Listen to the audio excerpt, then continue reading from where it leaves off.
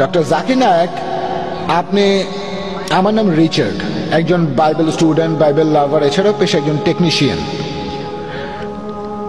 আপনি বললেন যে বাইবেলে আছে যীশু খ্রিস্ট বলেছেন তারা দেবদূতের মতো হবে, আধ্যাত্মিক শরীর দেবদূতের মতো। এছাড়াও আপনি বললেন যে বাইবেলে নাকি কোথাও বলা নেই যে যীশু পুনরুত্থিত হয়েছিলেন। আমি এখানে মাত্র একটা বলছি, অনেক আছে। ম্যাথিউ 16:21 বলছে, আর সেই সময় থেকেই যীশু তার শিষ্যদের বলেছেন যে কিভাবে তিনি জেরুজালেমে যাবেন, কিভাবে তার উপর অত্যাচার করা হবে, তারপর মারা গিয়ে তিনি তৃতীয় দিনে পুনরুত্থিত হবেন। এই কথা আছে 3 বার, সবগুলো গসপেলেই বলা হয়েছে। শুধু তাই নয়, এছাড়াও বাইবেল বলছে কিভাবে তিনি ক্রুশবিদ্ধ হয়েছিলেন 6 ঘন্টা ধরে, কিভাবে মারা গেলেন, তখন বলেছিলেন এল্লাইলা লামাসাবাক্তানি। এখানে তিনি বাইবেলের ভবিষ্যৎবাণীটা পূরণ করেছেন। আর দেখবেন যে 4টা গসপেলই বলছে তার মৃত্যু, সমাধি আর পুনরুত্থান সম্পর্কে। এখন বললেন যে যীশু মিথ্যা বলেন না, তিনি আধ্যাত্মিক শরীরের কথা বলছিলেন, সেটা আলাদা কথা। আত্মার রূপ এক জিনিস, আধ্যাত্মিক শরীর আরেক জিনিস। কখনো কখনো আমরা দেবদূতের চেয়ে ভালো, কখনো পশু চাইতেও খারাপ। আসলে যিশুর পুনরুত্থানের ব্যাপারটা আলাদা। আমি আসলে এখানে কোনো তর্ক করতে আসিনি, আমি এসব জেনেছি ঈশ্বরের অসীম করুণায়। আর আমি আপনার 14টা প্রশ্নের সবগুলোর উত্তর দিতে পারবো। একদিন আমি ইসলামিক রিসার্চ ফাউন্ডেশনে এসে আপনার সবগুলো প্রশ্নের উত্তর দেবো, বিতর্ক করার জন্য না, আমি আনন্দের সাথেই বলবো। আর কথাটা সত্যি, ট্রিনিটি শব্দটা বাইবেলে নেই, শব্দটা নেই, কিন্তু যীশু খ্রিস্ট ঈশ্বর, এই কথাটা আমি আপনাকে বিভিন্নভাবে প্রমাণ করে দিতে পারি। আপনাকে আমি এটা দেখিয়ে দিতে পারি। আমার কাছে এখানে কিছু লিফলেট আছে, বাইবেলের মধ্যে অঙ্কের বিস্ময়কর খেলা আছে। এটা প্রমাণ হয় যে বাইবেলই সত্যি, এটাই প্রমাণ, বাইবেল পারফেক্ট। তাই আমার কাছ থেকে আপনারাও কালেক্ট করে নিতে পারেন বাইবেলের সত্যতার প্রমাণ। আপনার প্রশ্নটা, আমার প্রশ্নটা হলো, যীশু খ্রিস্ট অনেকবারই বলেছেন তিনি মারা যাবেন, তারপরে পুনরুত্থিত হবেন। আপনাকে আমি আরো অনেক উদ্ধৃতি দিতে পারি। 20:19 বলছে যীশু খ্রিস্ট ক্রুশবিদ্ধ হয়ে মারা যাবেন, তারপর তৃতীয় দিনে যীশু খ্রিস্ট আবার পুনরুত্থিত হবেন। এই তো শেষ, আমার প্রশ্ন প্রায় শেষ, প্রায় শেষ। বলেন, কোনো সমস্যা নেই। প্রশ্ন শেষ হয়েছে? হ্যাঁ, আমি একটু ব্যাখ্যা করলাম। কোনো সমস্যা নেই ভাই, আমাদের আইআরএফ এ প্রতি রবিবার প্রোগ্রাম হয়। বাইবেলেই সব কিছুর উত্তর আছে, অন্য কোনো ধর্মে নেই। রবিবার আমরা আইআরএফ এ প্রোগ্রাম করে থাকি, ঠিকানাটা আপনি জেনে নিন। প্রত্যেক রবিবার সকাল 10:30।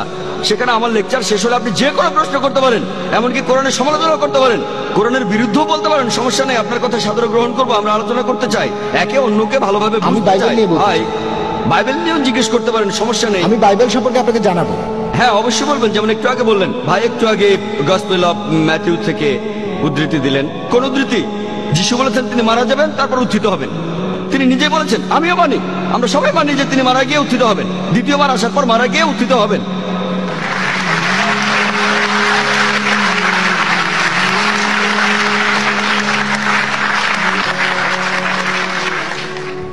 আর দ্বিতীয়বার আসার পর পুনরুত্থান, যেটার কথা কোরআন ও বাইবেলে বলা আছে, সেটাই হবে সত্যিকার পুনরুত্থান, সত্যিকার মৃত্যুর সত্যিকার পুনরুত্থান। আপনি যেটা বলছেন যিশু ক্রুশবিদ্ধ হওয়ার পর মারা গেলেন, আপনি যেটা বলছেন সেটা লোক মুখে শোনে, চোখে দেখা না। আমি জানি কিছু লোক বলছিল আমরা তাকে মৃত দেখেছি, সৈন্যরা বলছিল সেটা। বাইবেলে দেখবেন গসপেল অফ জন 9 অধ্যায়, আমি উদ্ধৃতি দিচ্ছি, গসপেল অফ জন 19 নম্বর অধ্যায় 33 আমরা তাকে মৃত ভেবেছিলাম। যেমন প্যাস্টর মনে করেছিল মেয়েটা মারা গেছে, তিনি আরো বললেন তিনি এক্সপার্ট না, একজন সাধারণ মানুষ। তাহলে একইভাবে সৈন্যরা তাকে মৃত ভেবেছিল। এখন চিকিৎসা বিজ্ঞানে দেখেন, ডাক্তারদের স্টেথোস্কোপ লাগে নারীর স্পন্দন বোঝার জন্য, এছাড়া বিভিন্ন machine, ECG, EEG, heartbeat, brain. তারপর ডাক্তাররা ভুল করে। এই পেপার কাটিং গুলো দেখেন, এগুলো নিউজ আর্টিকেল। একজন লোক 3 ঘন্টা মৃত ছিল, তারপর আবার জীবিত হয়েছে 3 দিন।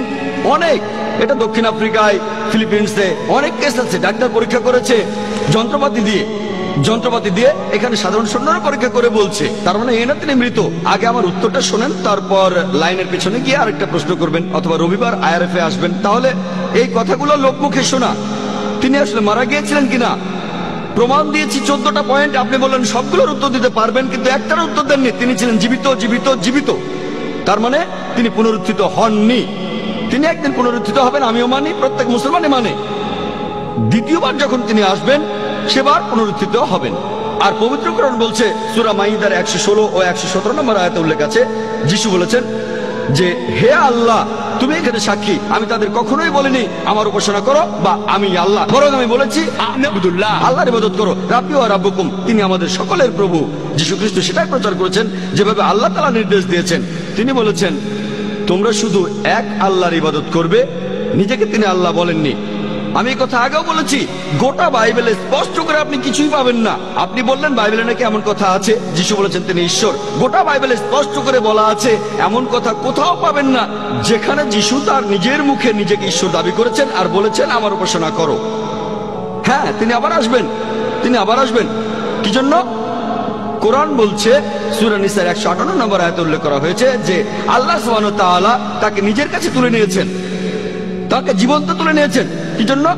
দ্বিতীয়বার আসার পর তিনি আমাদের নতুন কিছু শেখাবেন না। পবিত্র কোরআনের সূরা মাইদা 3 নম্বর আয়াতে আছে আজ তোমাদের দিনকে পূর্ণাঙ্গ করলাম, ইসলামকে তোমাদের দিন করলাম, তোমাদের জন্য বিশ্বাস পূর্ণাঙ্গ করলাম। নতুন কিছু তিনি শেখাবেন না। তিনি দ্বিতীয়বার পৃথিবীতে এসে মুসলিমদের নতুন করে কিছু শেখাবেন না। তিনি দ্বিতীয়বার পৃথিবীতে এসে সাক্ষ্য দেবেন যে আমি নিজেকে ঈশ্বর দাবি করিনি, বলিনি যে তোমরা আমার ঘোষণা করো।